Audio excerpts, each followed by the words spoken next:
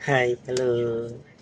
Alam niyo mga kaibigan, mga dumaan ako sa school.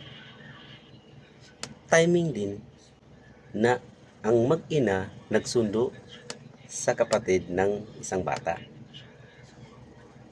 Habang palapit ako sa school, yung teacher pala nag-discuss sa mathematics.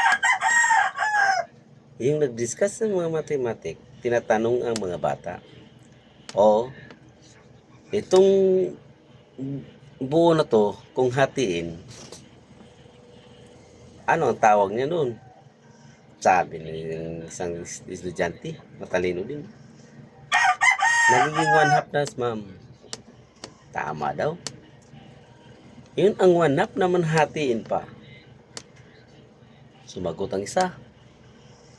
Sabi ng isa, 1/4 na yan, ma'am. Galing talaga yung mga teacher. Ang mga bata na to. Hatiin yung 1/4. Ilan na naman? Sabi ng isang bata namang matalino din. 1/8 na yan, ma'am. Ang galing talaga mga estudyante ko, sabi ng teacher. Ang 1/8 na naman, hatiin naman. Tahimik ang lahat. Hindi na naka-answer. Maya-maya, biglang nagsabi ang teacher. Ang mabuti pa ang batang maliit to, 1 taon pa lang, nakasagot kayo, hindi kayo nakasagot. Binalikan ko ngayon na bata. Nagtaka ako, 1 taon pa yun na bata, naka-answer sa mathematics. Ang talino talagang bata.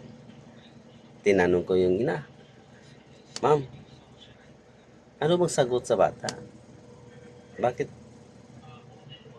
naka-answer daw siya? Gisir pa ako. Sir, ang sagot sa akong anak, giniling. Ha? Giniling? Proud.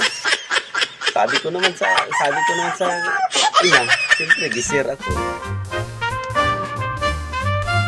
Bright na bright ako sa iyo sa calculator, minded sa iyo ng anak mo.